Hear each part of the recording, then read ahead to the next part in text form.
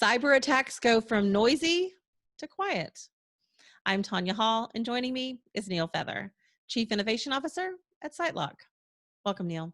Thanks, Tanya. Thanks for having me. Um, Absolutely. Many people have probably seen the SiteLock logo on websites before. What is it you do?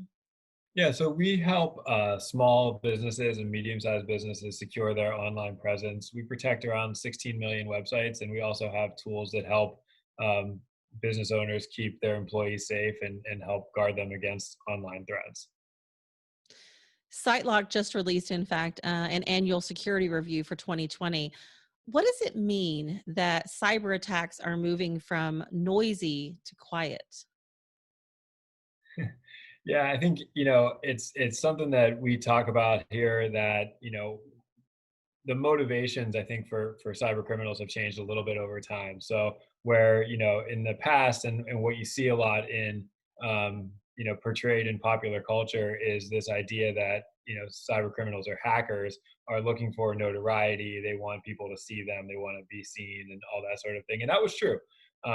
Historically, we saw a lot of that type of attack happening. But what we're seeing now is that while attacks are increasing, the motivation is now more financial. So the longer you can go without getting detected, without being noisy and kind of being quiet there, the longer you can continue to harvest information and other assets that you can later monetize as a cyber criminal.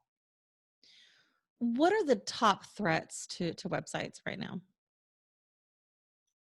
I think what we see a lot of is the increasing amount of automation that there is by these cyber criminals. So when they're not sitting down and targeting your website because you've taken some political stance, that still happens. But for most of our customers, what will be more common is they're running a piece of software that's outdated and starts having and has a vulnerability. And so these folks are able to spin up bots and spin up botnets that, you know, instead of attacking one site and getting, a bunch of information from a really big website, they'll attack 10,000 websites and get a little bit of information from 10,000 websites.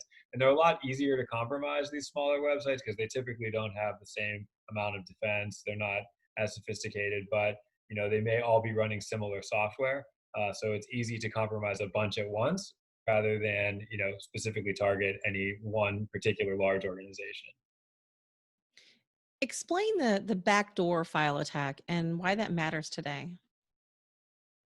Yeah, so what we will generally see when we're cleaning up a compromised website is, these attackers want a way for them to come back, right? And for them to manipulate the contents of the site and pull back data from the site. So they're leaving a backdoor.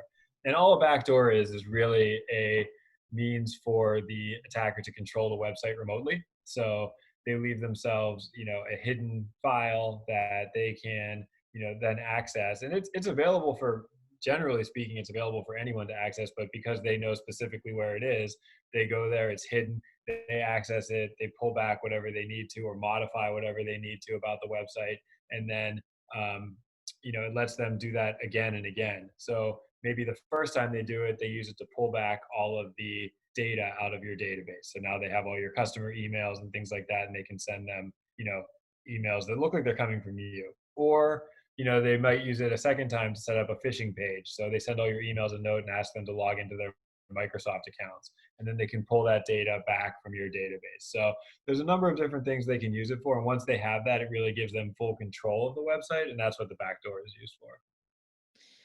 Many people use WordPress sites, but what is it about WordPress sites that make them more likely to have malware?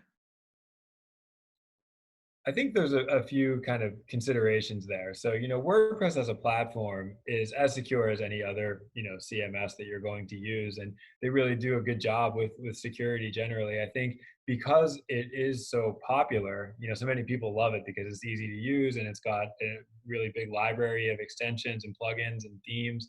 You can make a great looking site, something that works really well pretty easily.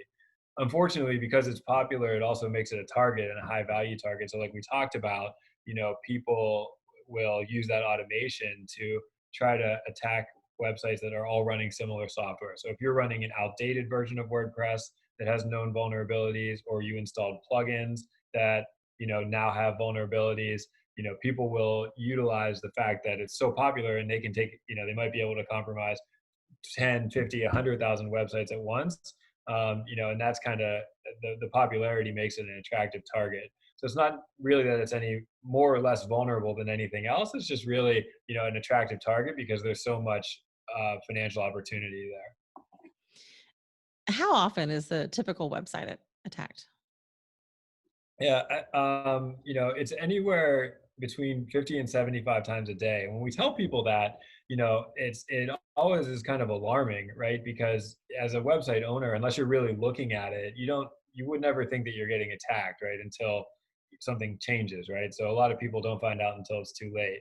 But again, coming back to that automation, there's so much, you know, constant traffic looking for any available weakness, any available kind of entry point. They're always kind of probing and trying to run certain attacks. So, it's so cheap now to run these attacks that, they'll run them against any website anytime. And, even the very smallest websites see, like I say, 75 or so attacks every single day. SiteLock's report states that 88% of infected websites were not blacklisted by search engines. So, what should individuals do or look for to protect themselves as they surf? Yeah, I think for consumers, you really want to know the websites you're going to and make sure that you feel comfortable going there. I think for website owners, you realizing that the search engines are going to err on the side of caution most of the time, right? Because if they add someone to a blacklist, they want to be very certain that that's a correct decision, right? And so, because of the impacts of it and the harm it can cause to a business to get that, this website harms your computer warning in the search results. So, given the fact that they do tend to be more cautious, and that they're looking more for search content than they are for malware specifically. As a website owner, you want to make sure that you are, um, you know, taking care of that on separately, just not relying on the search engines, but working with a partner, or doing something yourself to make sure that what's on your website is what you expect to be there. Neil Feather, Chief Innovation Officer at SiteLock. If somebody wants to connect with you, Neil, maybe they want to find out more about these results, how can they do that? Yeah, the best place is LinkedIn. I'm on there all the time, and happy to hear from folks, and would love to connect. Thanks again for joining us. And find more of my interviews right here or at tanyahall.net.